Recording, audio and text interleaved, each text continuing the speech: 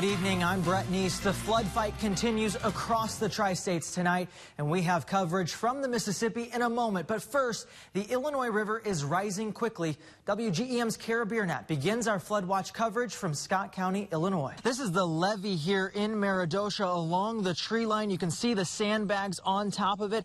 All that water on this side of the levee, that water's on the wrong side of the levee. Like you said, Illinois Governor J.B. Pritzker calling this some of the worst flooding in the state, where you can see the water has overtaken this roadway here.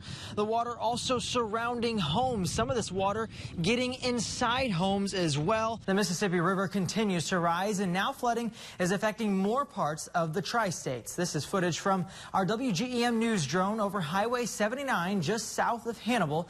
You can see the water there is high enough that it has covered the road. Officials have closed that section of Highway 79, and local authorities remind you to never drive through flooded water. It's spread out across this entire yard, and we also talked with local fire crews here, and they say that the homeowner here, he is okay. He was inside when this happened, actually in this front room. That's the kitchen right there. He was right inside when this happened a few hours ago, when that first round of storms came through this area. Alexandria, Congressman Darren LaHood came to this levee. It's just across the river from Florence, Illinois, and here they talked about different ways to fight the high waters instead of having crews sandbag every time it floods. Thank you for joining us on this Sunday night. If you slept in this morning, you may have missed it. The Tri-States was hit with a blanket of snow this morning. Some areas saw just an inch of snow. Others saw as much as 5.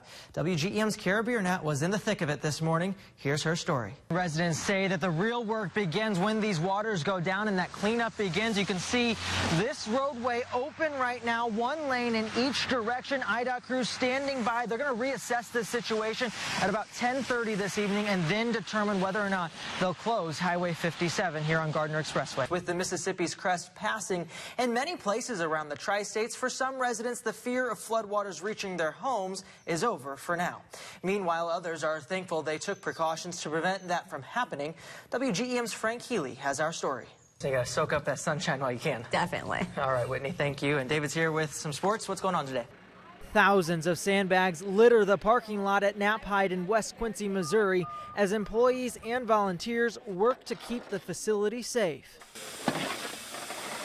08, 93, 73, you know, the history of the company is about how we persevere and we never settle, and we roll up our sleeves and make sure we're doing what's right for not just our company but for the community. So it's the teamwork that really matters. Knapheide officials say they've already moved thousands of trucks out. They say they have confidence the levee will hold, but they're doing their part to try to save the community. We're planning for the worst, but really hoping for the best, and it's the teamwork that really matters. At the nearby Airco, the lights are off and the gas pumps are out.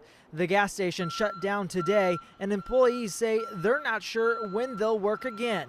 Down the road, Home Bank closed today as well. Both places say they're not taking any chances. We do not want to be in or have our people in harm's way if it's not necessary, and you know, this is the right decision. Anxiety among those who work in this community continues to build as the river continues to rise. There's, you know, people doing everything they can to come together, to do sandbagging, to do, you know, make arrangements, trying to mitigate loss, mitigate damage, but yet everybody's collected and composed. Brett Knese, WGEM News, West Quincy, Missouri.